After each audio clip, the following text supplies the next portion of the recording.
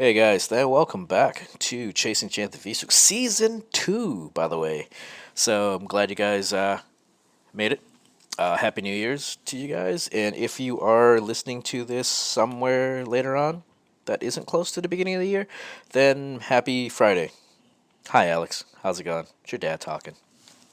But today, today we're going to talk about celebrations. Talk about my way of celebrating. So drug use. I guess we're going to get right onto it. I have openly admitted that I have done some drugs, a few. I have been addicted to painkillers. The only addiction I've ever actually been addicted to was to painkillers. But let's take it back to its origins. And let's go to Tijuana. It's I don't know the year. I was 18 years old. There you go. So 18-year-old me in Tijuana with my best friend, and we are up to no good. As all 18-year-olds would be, to be honest with you. I mean, you're 18 years old, you're in a foreign country, you have nothing to lose. And at the age of 16, I had said to myself, because I was a very depressed and I guess you would say emo kid. My parents don't understand me. I don't have a girlfriend. No one loves me. But but I had said to myself at 16 that I planned on being dead by the time I was 45. And when I got to California, all the shackles have been taken off.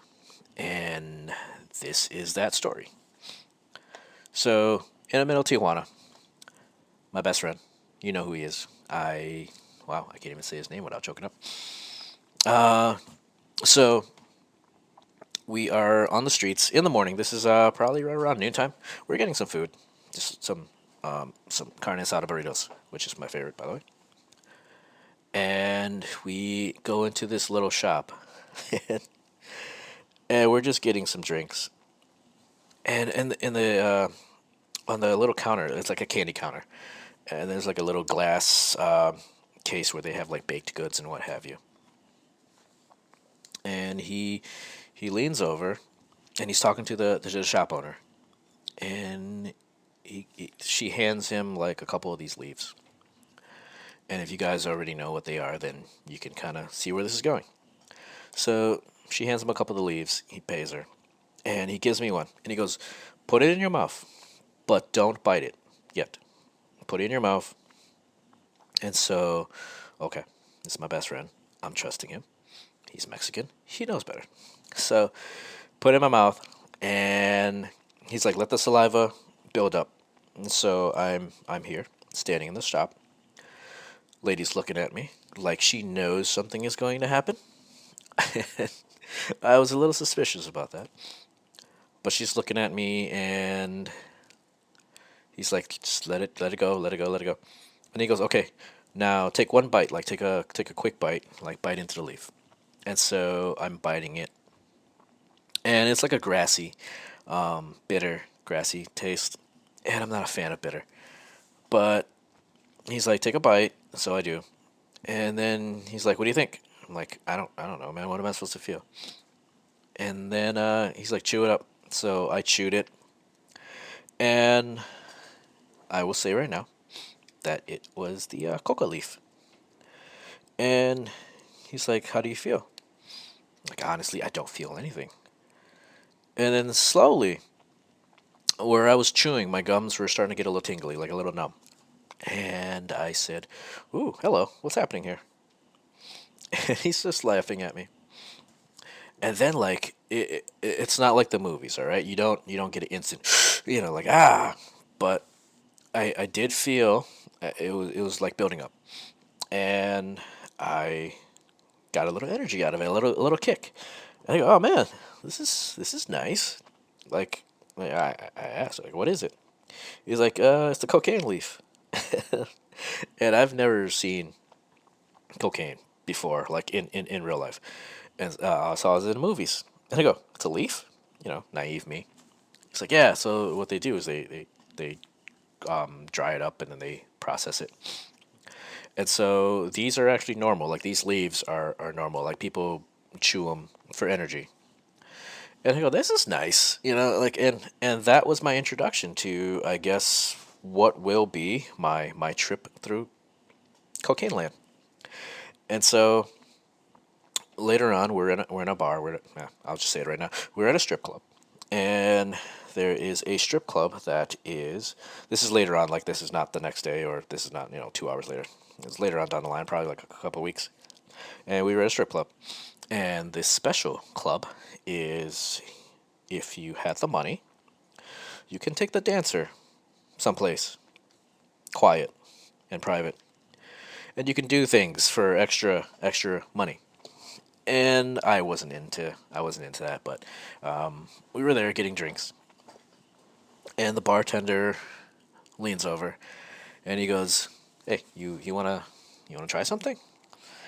And 18-year-old me, of course, do I want to try something? All right. It's like, so what do you got? And I thought it was a drink, like I thought maybe he was gonna mix me like a special drink or whatever. But no, he takes out like a little, like a cylindrical tin, it's not even, it's smaller than a mint tin. But have you guys, yeah, have you guys like seen those little monkey bomb tins, like the red and yellow pain relief rub things? That's what it looked like. It was a little nondescript tin, and he puts it on the counter, and he leans in. So I'm like, all right, if he's leaning in, I'm leaning in. So we're both leaning in, and he opens it up, and there was a powder. There was a powder inside, and this is the first time. In my head, I already knew, like, holy shit, I'm about to do cocaine, and I was already convicted in doing this cocaine. Trust me, I was already down. He didn't have to ask, and so I was like, do you want me to snort it here? He goes, no, you idiot. No, you crazy? Like, and so I'm like, what do you want me to do? He goes, he gives me a one of those plastic stirring straws, and he goes, lick it and then dip it in the tin. So obviously, I lick the straw, I dip it in the tin, and he's like, put it against your cheeks. And so I did. I'm brushing my teeth with this straw because I'm already drunk out of my mind. And again, not like the movies. It takes a little time. Like so again, that tingly feeling. Except it was more. It was more than the leaf gave me. Which, I mean, obviously, pure powdered cocaine is going to be a little bit more processed than the leaf. And I got a really really good kick out of that, and I enjoyed it. I will say I enjoyed it a lot. And let's take it back a little bit here. That wasn't my introduction to drugs. My first introduction to drugs was with my friend Nino and my best friend. And he asked if I ever did weed before, and I said no. No, I have not. I mean, I know what a leaf looks like because who didn't have the Chronic by Dr. Dre? And so, yes, I knew what it was, and some of my cousins were already doing it. I just wasn't interested. And he's like, well, you're going to do it with me today. And I was like, fine, whatever. And so he's rolling up this blunt, and he's rolling it up on a Bible, which is sacrilegious considering he's Mexican. But he rolls it up, and he takes the first hit, and he hands it to me. And I've never done weed in my life. I've never even really smoked a cigarette in my life. So I'm looking at it, it's like, what am I doing with this? He's like, just smoke. So I do it, and I didn't inhale it. I did the Bubba, you know, Bill Clinton thing. I did not inhale. I just sucked it into my mouth, and my breath was stank. And I blew it out, and he's like, "Dude, you have to inhale it. Like you have to, take it in." And so I'm like, "All right, fine. If I'm gonna do this, I'm gonna yoga inhale this bad boy." And so I did. I took a big like hit, and considering this is the first thing that's ever entered my lungs, it was insane. Like it burned. It it was choking. I was coughing all over the place, and I felt I felt panicked. I thought I was gonna die, and he's laughing hysterically, like he's on the floor on his side, belly aching, laughing. And we did that. I gotten used to it, and then we did that, and I didn't care for it. It did nothing for me. Like it didn't make me feel anything. I was just kind of like, huh, this is what this is, huh? And so I didn't really care for weed, and to this day, like I don't care for it. I don't even like the smell of it, to be honest with you. Flash forward back to the bar, and I am there, and I have cocaine in between my gums and my cheek. And this is nice. This is nice because I'm already buzzed. I'm buzzed from drinking mezcal and tons of mezcal. And fun fact, mezcal is tequila. But not all mezcal is tequila. Tequila has to be made in the region of tequila to be known as tequila. Everything else, just mezcal. All right? So just like champagne, it has to be done in champagne in order to be considered champagne. So back to the story. And I like this feeling. Like everything, if you ever had like a pre-workout where your face is like itchy and you just couldn't stay still. This is what that felt like. But it was quick. It was really, really quick. I was probably over it in, like, say, I don't know, 20 minutes. I had a really high metabolism then. I'm not sure if that was a thing or if just the fact that it was just a tiny little dab. But I was over it real quick, and I liked it, though. And so I had enough energy to somewhat feel sober. And, and I had to carry Nino to the car. The only downside of that was he was about 180 pounds. I was 135, 145, maybe in that area. And so, and also we parked on the United States side of the border, and that was a couple blocks away. Actually, I would probably say it was like a little under a mile, but a little farther away than I thought it would be. But I was sobered up. I I was just go like just I was just ready to do anything. I could probably run through a wall at this point. And so I picked them up. I picked them up. Not fireman's carry, not that brave, Vietnam War carry. But I picked them up, weekend at Bernie style, and we're walking. And we get to the border, and the border patrol agent, he's on the Mexican side, but he was still a federale. He asked if everything was okay, and I was like, yeah, I'm okay. I'm okay. My friend here is feeling sick, so I'm just gonna take him home. He's been drinking, and I'm just gonna take him home, make sure he's okay. And the agent was like, have you guys been to any clubs or anything like that? And I said no, real quick. This boom, no. Been any clubs? No. And when you go into a club in certain Mexican clubs, is they stamp the back of your hand with the name of the club. And yes, we had multiple stamps on our hands, both of us. And he goes, "Put your friend down and come this way." And instantly, I'm like, "Ah, shit!" But he has me stand on the street, and he has me take 3 steps towards him as a sobriety test. So he has me take 3 steps towards him, and it's fine. 1, 2, 3, nailed it. He's like, turn right. I'm like, all right, turning right. Takes 3 steps forward. 1, 2, 3, good. Does the same thing. Turn right, 3 steps. Turn right, 3 steps. Essentially, just making me walk in a square. And passed it, crushed it. Asian balance there. So crushed it, and he's like, all right, take care of your friend, go home, and you guys have a good night. So we go by. I'm carrying him through the duty free, area, even though I didn't buy anything. So I just walked right by conveyor belts, like going over, and I get him home. We go home, and about a month later, this is where things get interesting.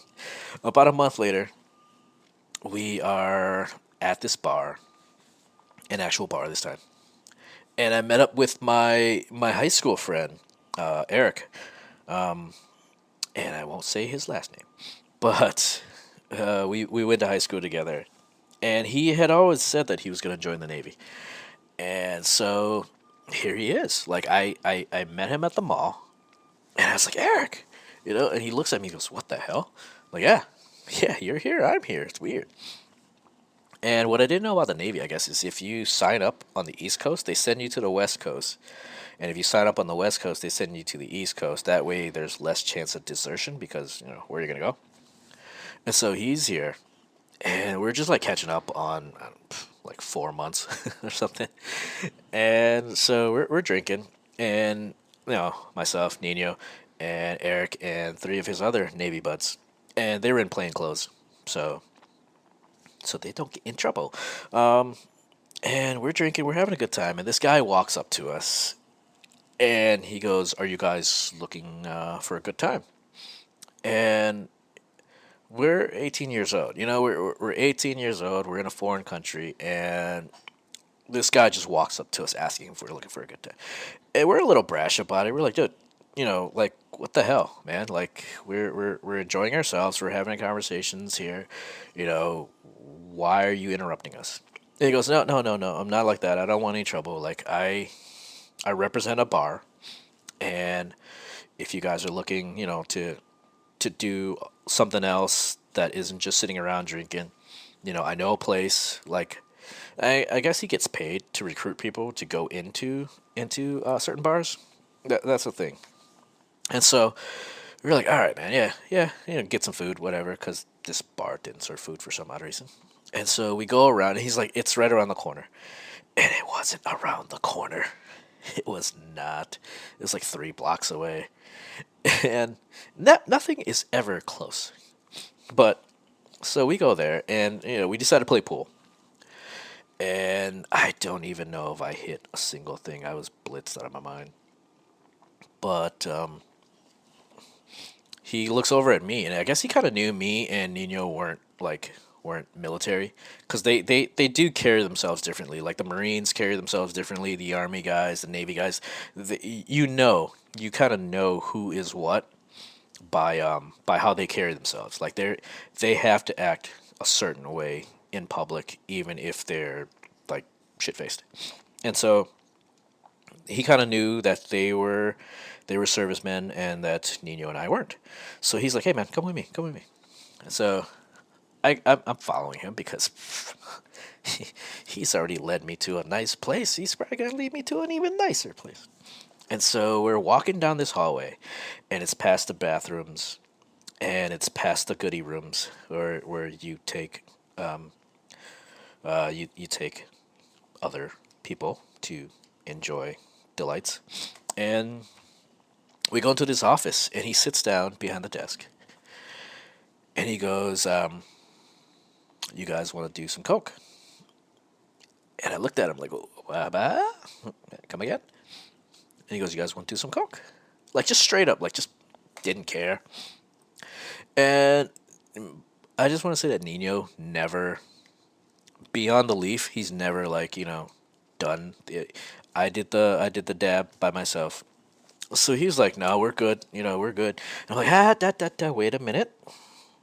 Let the man speak. Because here I am, 18 years old, vowing to die by the time I'm 45. I plan on treating my life like it's a rocket ship. And so he's like, "Are you interested?" I'm like, "Yes, I am. Yes, I am. Let's see what you got." And Nino was hesitant. He's like, "Dude, what the hell are you doing?" I'm like, I just want to see what the man has to offer, all right? You calm down there, guy. I got this. And so he, again, with a tin. I don't know where these people get the tin from. These people. I apologize. I don't know where this guy gets the tin from. And so he brings it out from underneath the desk and he opens it up, and I knew exactly what it was because I've seen it before. And he pours a little bit on this little square piece of glass, and it was a very nice piece of glass. Not a single fingerprint on that glass, by the way. And it was a very, and he's doing, what you see in the movies. He takes out a little razor, chop, chop, chop, chop, chop, chop, and he forms three lines. Hey, there's three of us. How about that? And he does the first line, and I was amazed. I was amazed that somebody could actually do that because again, I've seen it in movies. I've never seen it in real life. And so he does it. He does his line, and he slides it over to me. And I'm looking at it, and again, I've never seen cocaine before, aside from that. But this is right in front of me. This is presented to me on a very nice glass plate. And so I take the straw. It's a little cut straw, and I was like, let's do this. And yeah, I straight one shot that bad boy. And I shoot my head back, and it's not because I got that hit, I got that high.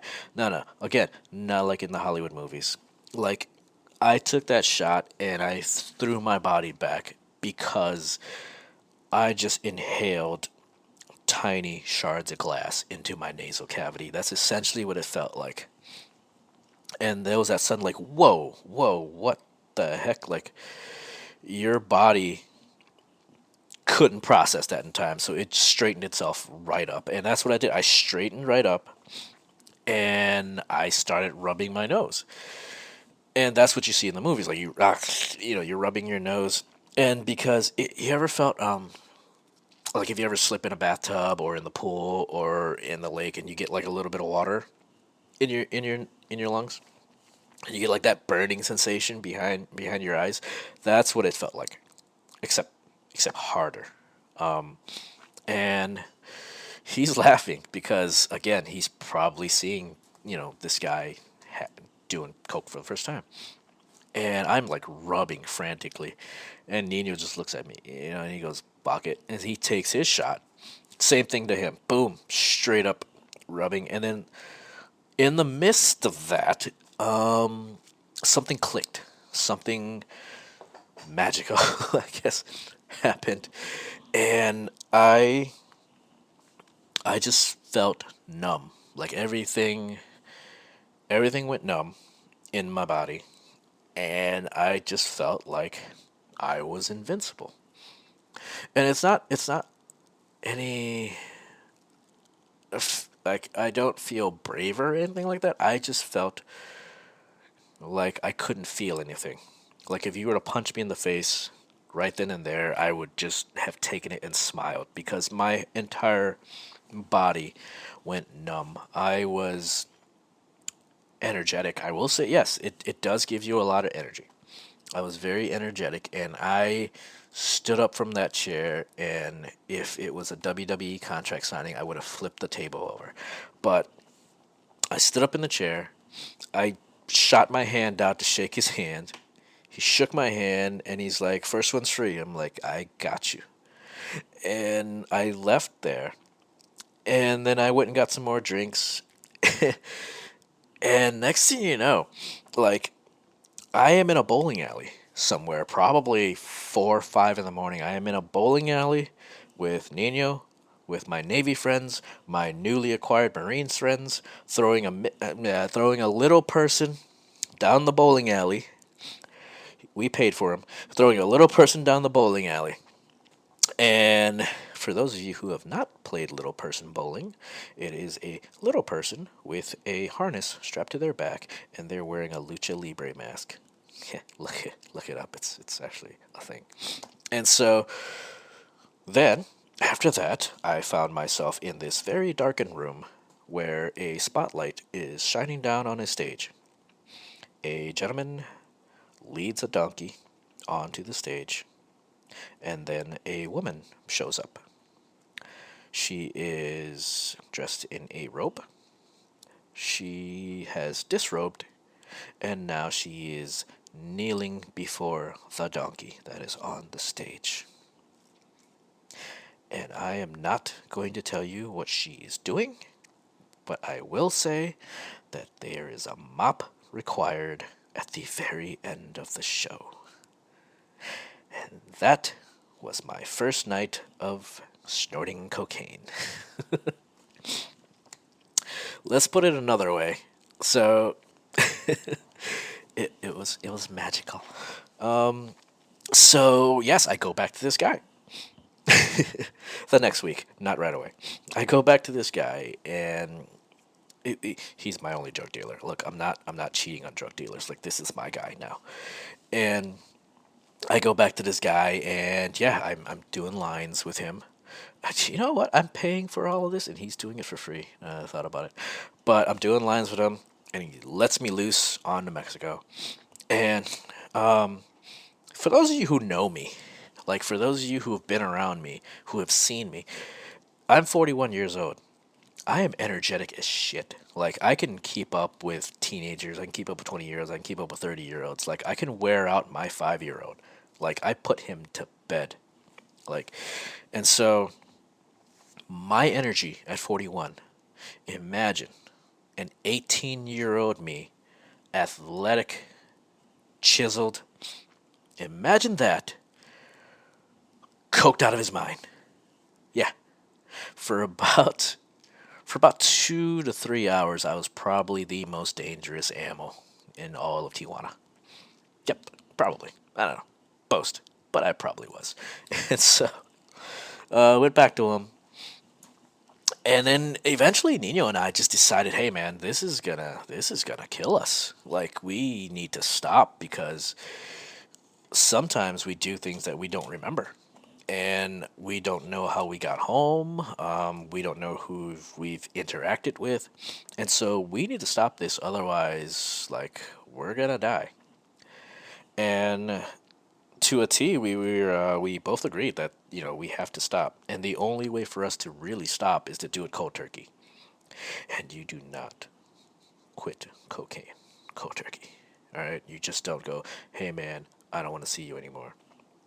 But that was the only way we knew how to do it. And so we got his mama involved. And if you know anything about Latino mamas, they are scary. They are incredibly scary. And they will beat you in the name of Jesus.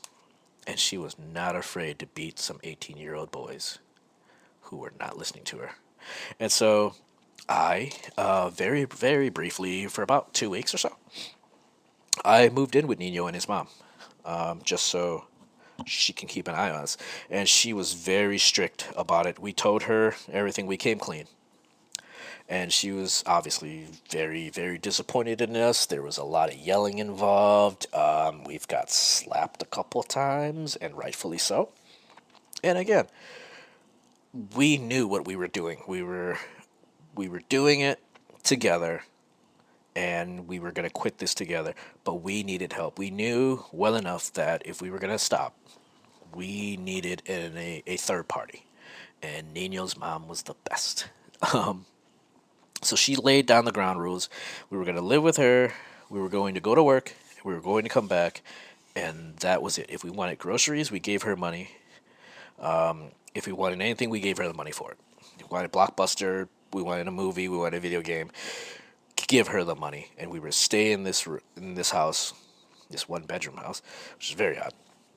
And so we did that. And the other rule was that wherever we went, we would have to call her, and we would have to get somebody else on the phone to confirm that we were in fact where we were.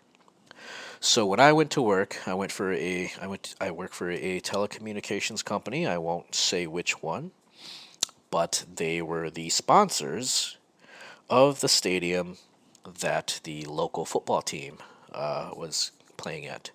The team with the Thunderbolts there. And so I was working there at IT, because that's what I went to college for. And if I had to go to lunch, I had to call up and say, Mama, I'm going to lunch. here is such and such that I'm going to lunch with. I couldn't go to lunch by myself. I had to go to lunch with a sponsor, I suppose. And I would hand the phone over, and he would talk to Mama, and say, yes, this is where we are.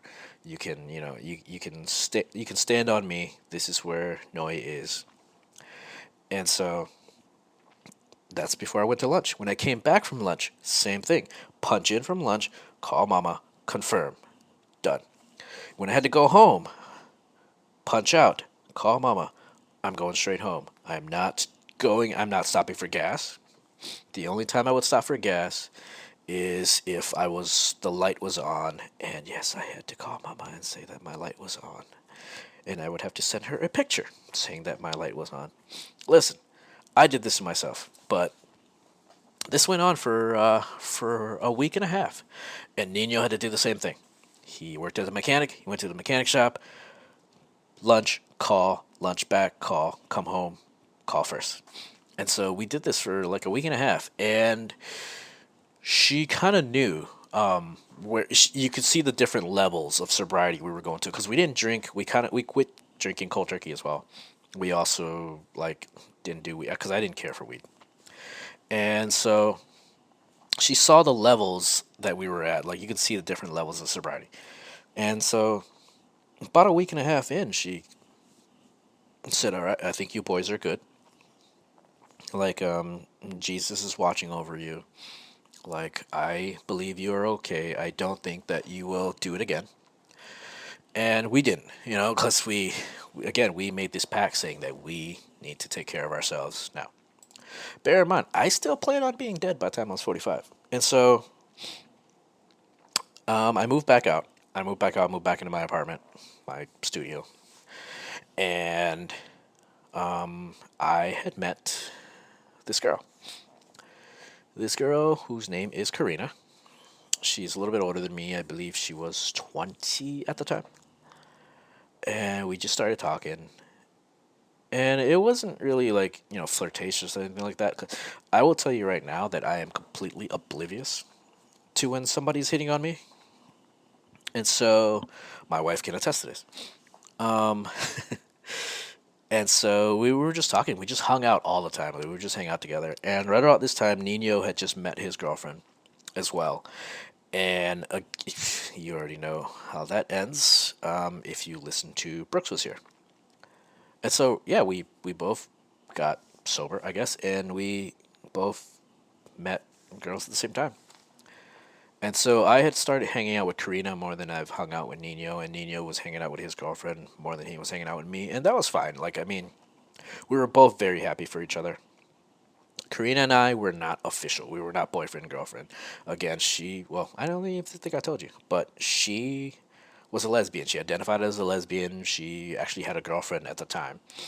And we were just hanging out because we just had so many things in common. I met her in Nickel City, by the way. So shout out to Nickel City.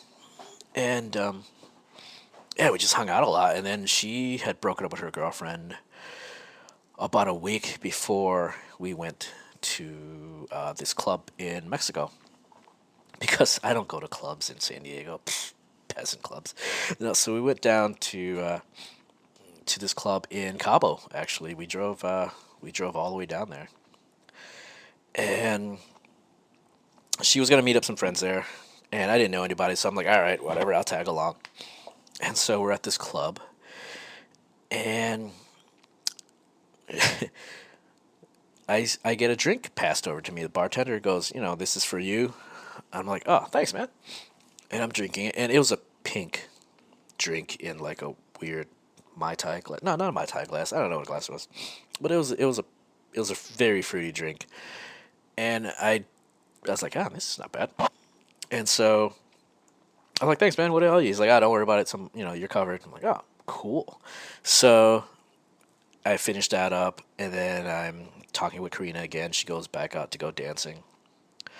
And then I get another one passed to me, another drink, same drink. And I go, hey, man, who's buying these? I'm not paying for these, so who are buying these? And he goes, oh, that guy over there. And he points. And the guy looks at me, and he gives me a salute, like a military salute. So I salute him back. And like, thanks, dude. And again, completely oblivious to being hit on.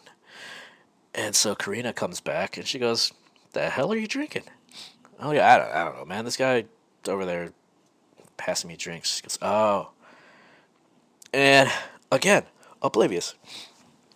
But to be honest with you, I know what a hot chick feels like because dudes were buying me drinks.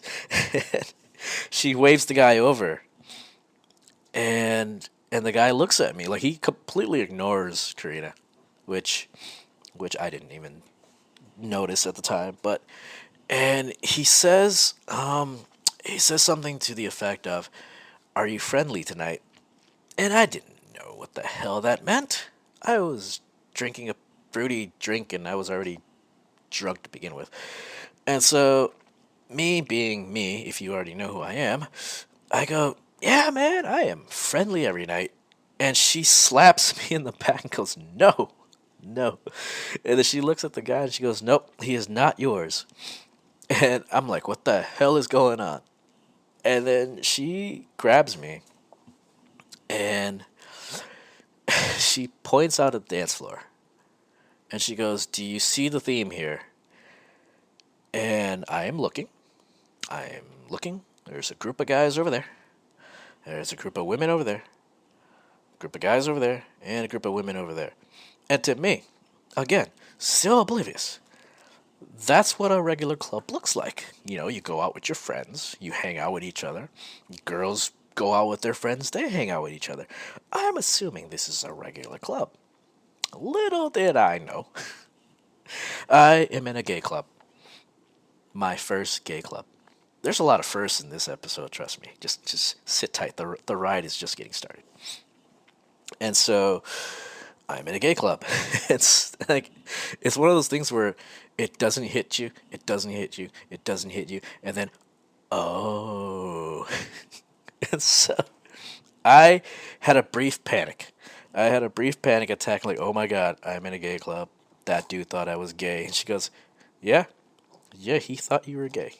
And I go, and I go, "Is it obvious? Is it that obvious? Like, do I look gay?" She goes, "Nope, nope. You just said that you were friendly, and that means that you are open to sex."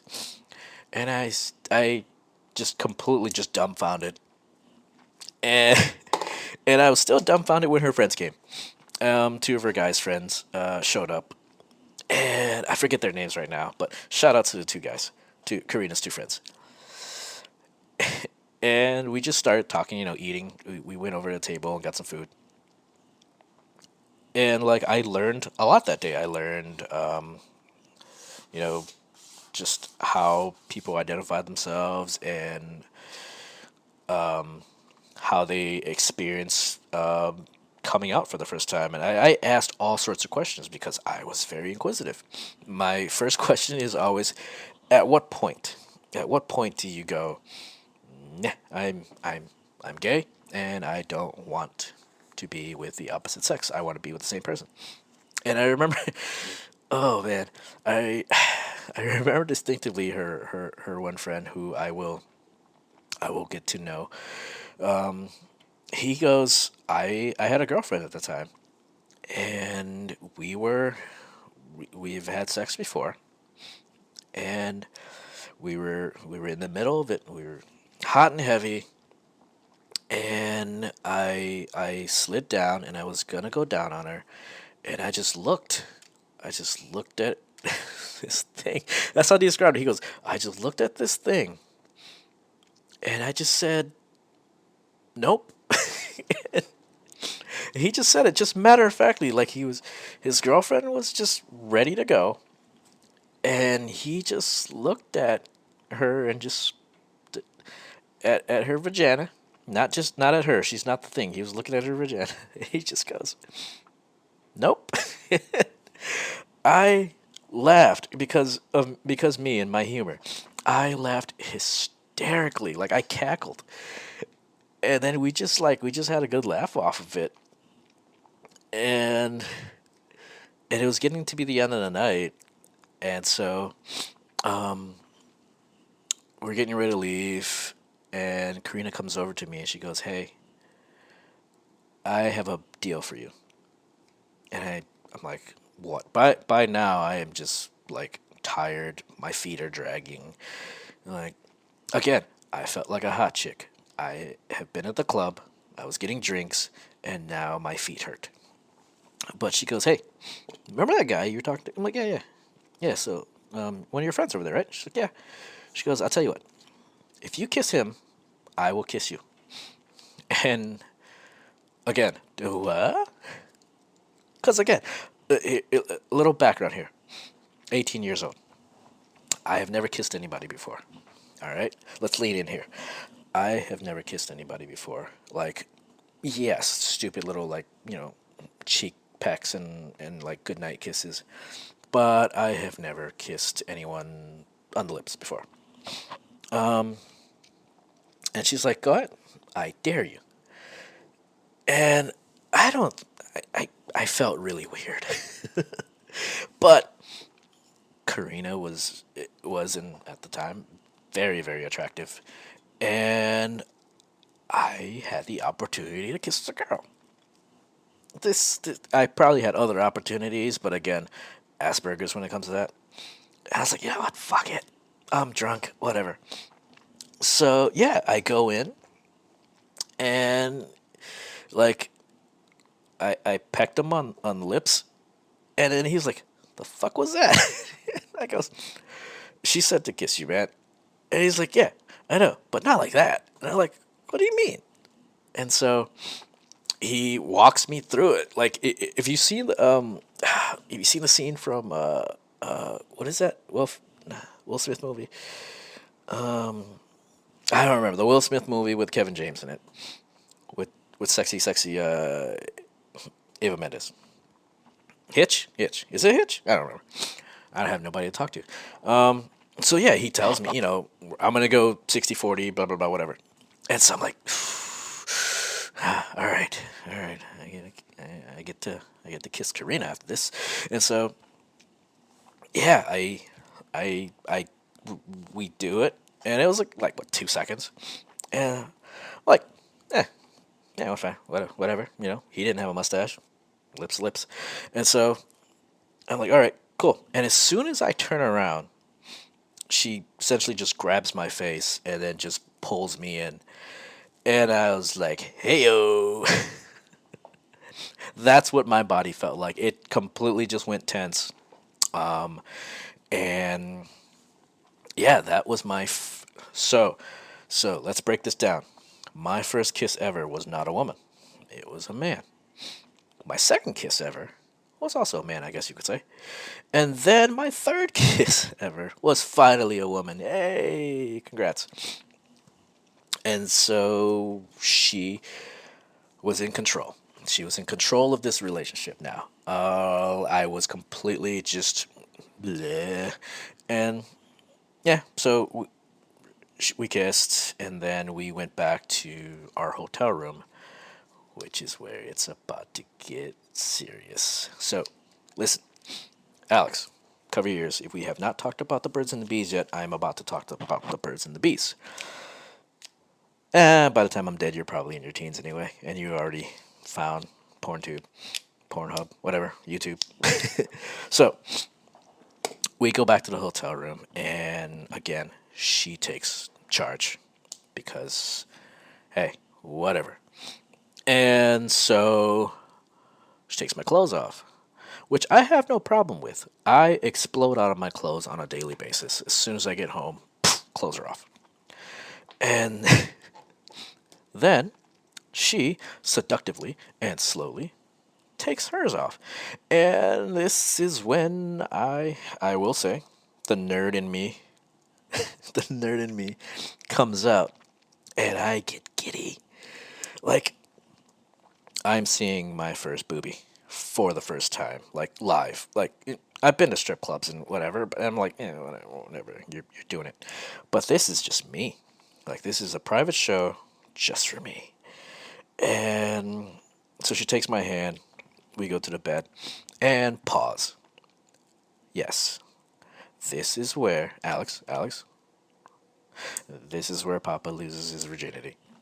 Kinda. And we're back. And so she's walking me through it. Like I'm very awkward. She knows I'm a virgin, and so she's being very like very nice about it. And so she's walking me through it as if she is an air traffic controller telling me how to land a plane. And she's, telling me to, what how she likes certain things to do, grab here, whatever. And so I'm still practicing kissing. I'm still at this point where I'm like, blah, blah, blah, and then she's like, I want you to go down. And for those of you who are not aware of what going down means, means oral sex. And so I'm like, okay. And so here I am.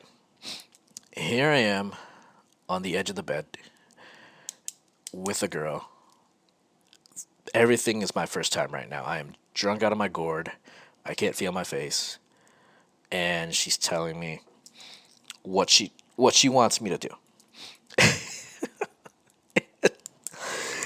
And I'm not going to make any sound effects, but if you ever seen a thirsty hamster drinking water from a water bottle, you can kind of get the visual.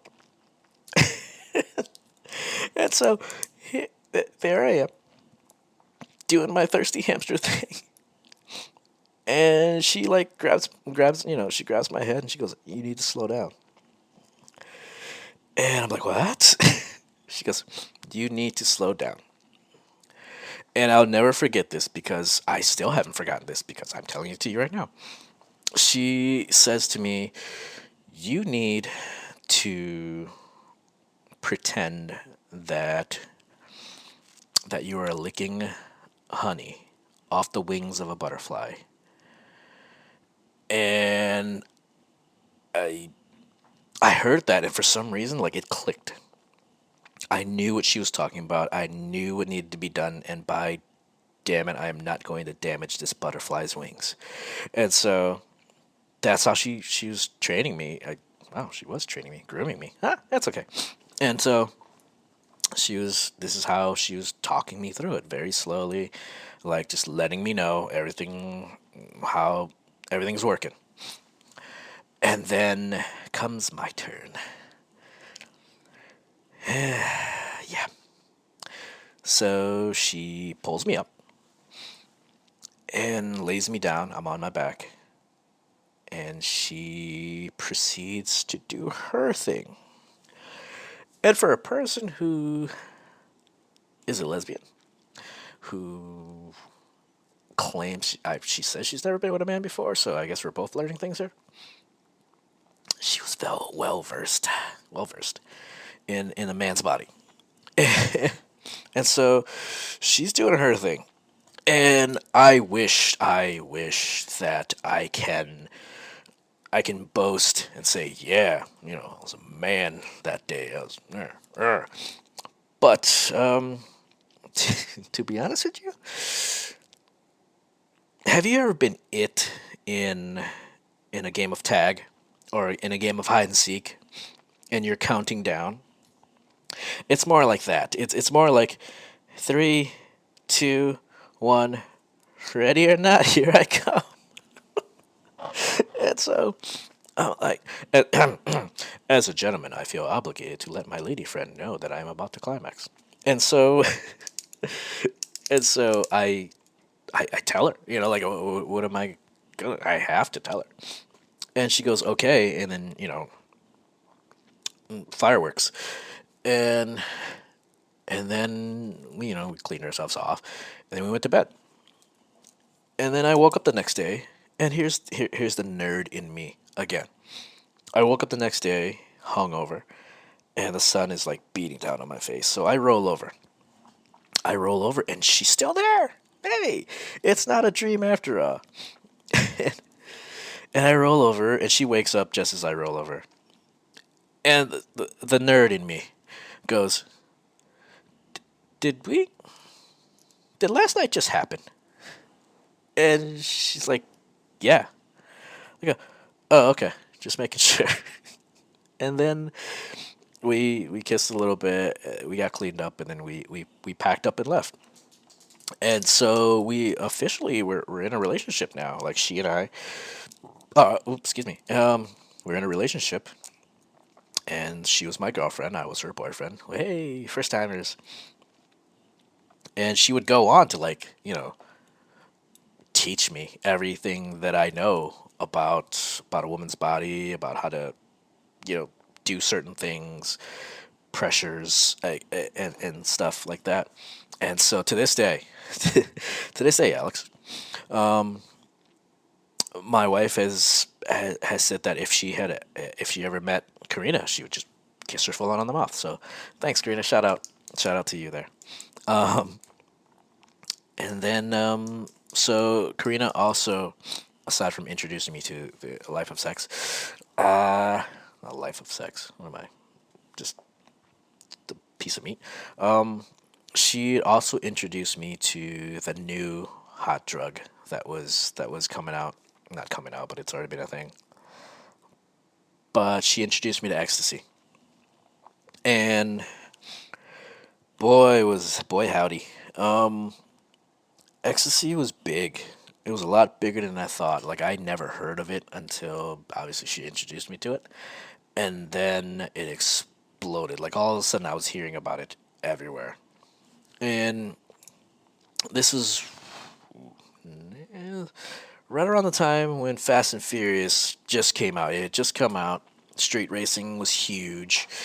Rave music was huge. Gigi Agostino was everywhere. Darude was everywhere. That stupid raver song in the Blade 2 soundtrack was everywhere. And so everybody was doing it. And again, me, let's do it. So generally it's a little pill that they give you. And so she gives me one, I take it. And again, not like the movies. But best way I can explain it is if you ever had your leg or your feet fall asleep on you and you touch it and it gets real tingly, that's what it feels like all over. So it enhances, I wouldn't say it enhances your sense, but it enhances things that you feel. And so, like, if you're walking down the street and a breeze goes by, you feel that a lot more powerful, like a wind instead of a breeze. And so I took that, and obviously we took it, and during bedtime as well. And then I forget what rave we were at, but I remember Outcast headlined it. I don't remember. And so one day, I had taken that, and it dehydrates you because you're moving so much, your body overheats, and so this venue charged like I don't know, like 10, $12 for like a Dasani bottle of water. And the next morning, I woke up in a pile of bodies. We were alive, but it was just so many people just piled on top of each other or laying on the floor or what have you. And Karina wasn't there. And I just looked at, I stood up and I just looked at like these piles of bodies. Just, people were passed out everywhere and there's empty bottles of water everywhere. And I just looked at everybody and just went, you guys are fucked up. And I just walked and I just left. Like that was the last time I did ecstasy. And that's how I quit everything. I just quit everything cold turkey. And so Karina and I had broken up, and then I lost. Well, at the same time, I lost Nino. Then Karina had broken up with me, and I had that whole episode again. If you listen to Brooksville Series, you can piece everything together. And then I came back home. I came back home to New York. I started working at a hibachi place, and then I ventured over to catering.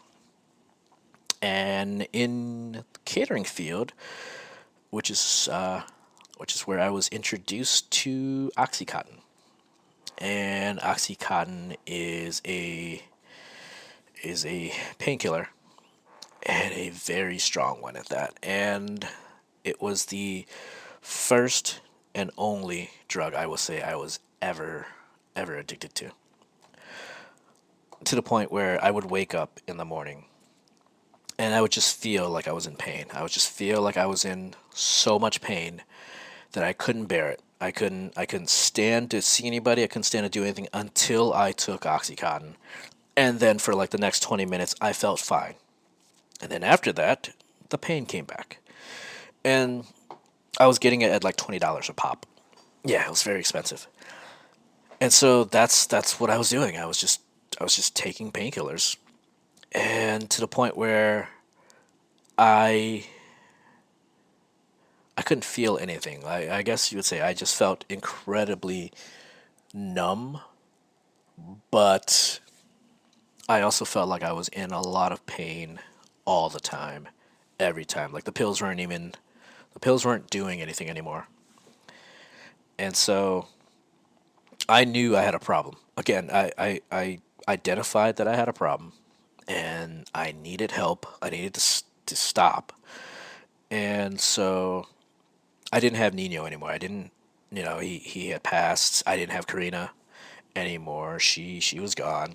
And I couldn't call Nino's mom because I just couldn't bear the sound of listening to her voice. Not that she was, unbearable, but I just, because of what happened in Nino, I couldn't hear her. And so I needed to do this on my own. This is the first time I ever attempted to do cold turkey by myself. And so I I was in Hibachi. I was a head chef at Hibachi, and every year you're given a week off. You're given a week off, and you can either take the week off or you can get paid for the whole week. And so I voluntarily took the week off because I knew what I was about to do, and it was going to be incredibly difficult. And so I took the week off, and I shut myself off from the world. I turned my phone off. I didn't see anybody. I didn't talk to anybody. I didn't go anywhere. I didn't even talk to my parents, my dad, or my stepmom for that matter. And so I stayed in my room. I bought myself a bunch of Gatorade. I went to BJ's. I bought some Gatorade. I bought some water. I bought some just some like dried foods. And the only time I would go out was to use the bathroom. And even then, it was just like emptying pee from the empty Gatorade bottles out, or taking a dump. And so I essentially locked myself in, went into self isolation, and I knew in order to get rid of something, I had to go cold turkey because I couldn't just do easy steps. And again, Oxycontin's not something you're supposed to do cold turkey on, but I did because I didn't know any better, and the internet was kind of new then. It wasn't as big as it was now. So waking up, constant pain, just rocking back and forth. Like I feel now, I'm actually rocking back and forth now, just thinking about it.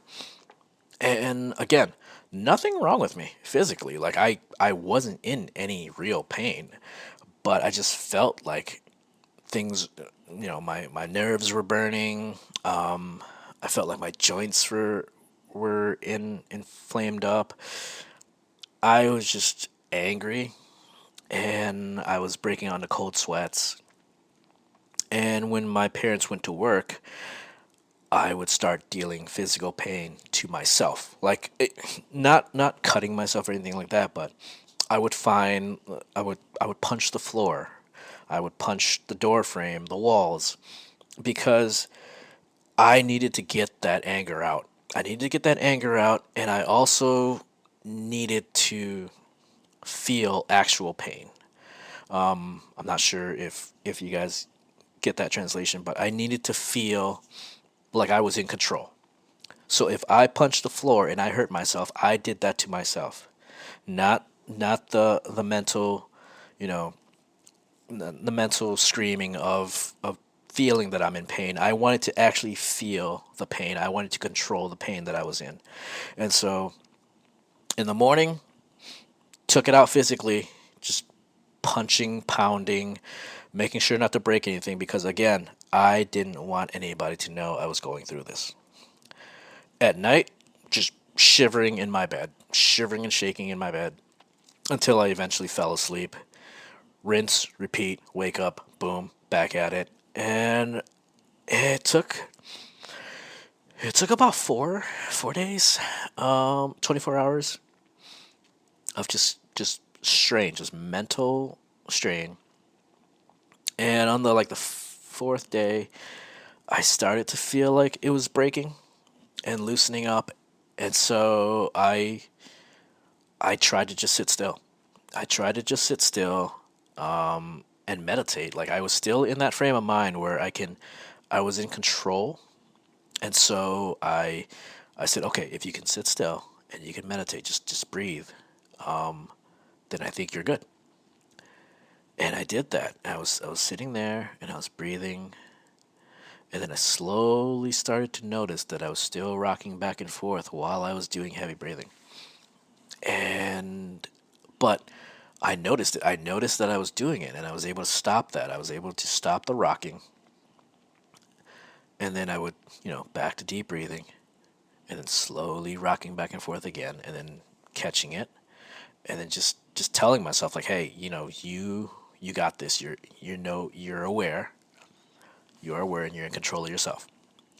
And so that's what I did for that day. The fourth day was just me in control, trying to just just keep myself, I don't know, in check. Fifth day was the day. Fifth day was the breakthrough day. I was able to sit still. I was able to like drink without choking. Because if you don't eat or drink, your body tends to forget. So if you're not eating anything, your body forgets how to chew, and it doesn't take long at all.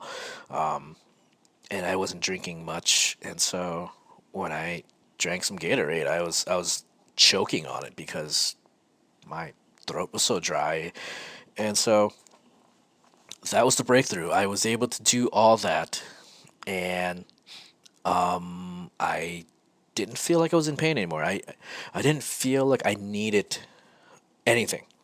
I felt okay. I was able to breathe. My chest was full.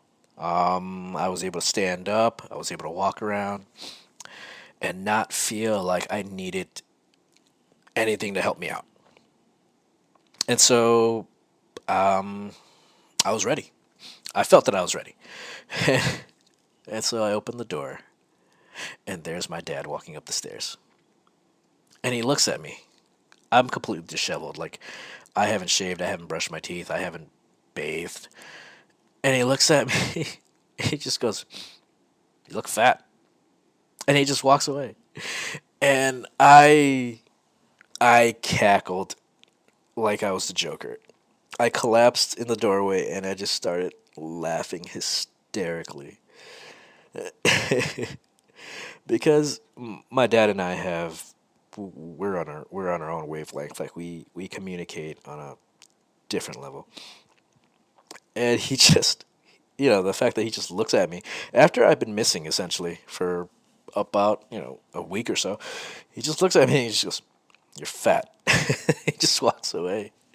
Um, I love that man. But yeah, I in the week that I took off, I was able to just completely detox myself from all that, and I didn't go back to catering obviously because there was residuals there that I didn't want to deal with. And to this day, I don't take any kind of painkillers. I don't take Tylenol. I don't take Aleve or anything like that. Um, I mean, I take Theraflu, which has like some painkillers in it, but not that much.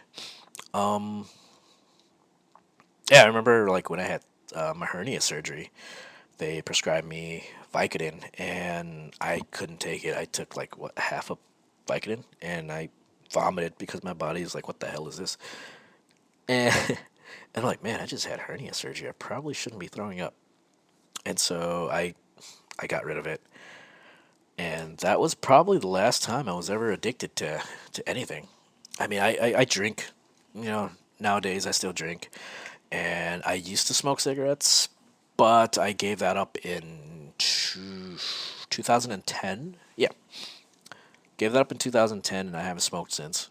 Although when I do drink, and when I drink a lot on occasion, I do want a cigarette, but I don't, because that was another thing that I did not want to be tied down to. And so yeah, right now all I basically do is I occasionally I'll have a beer. I don't even do liquor anymore. And so that is my drug use episode, and a little bonus about sex. Hey, DLC. But I think I'm good for the day. So thanks a lot, everyone, for listening. If you need to get a hold of me, if you have any questions, you had comments, if you just want to reach out and say, hey, like I'm going through this as well, I'm here for you. I really am. I will definitely answer you back. So either click on the button that says comment on Anchor, or hit me up on any of my social medias, King Kato 81. I'll put it in the link. Ooh, I have merch now. I have merchandise now. So, so if you want to help support, grab a T-shirt, grab a mug, phone case. I just got one as well. Link is also in the description. So, thanks a lot, everyone. Thanks, Alex. Thanks for listening. And I'll see you guys next week. Thanks. Bye.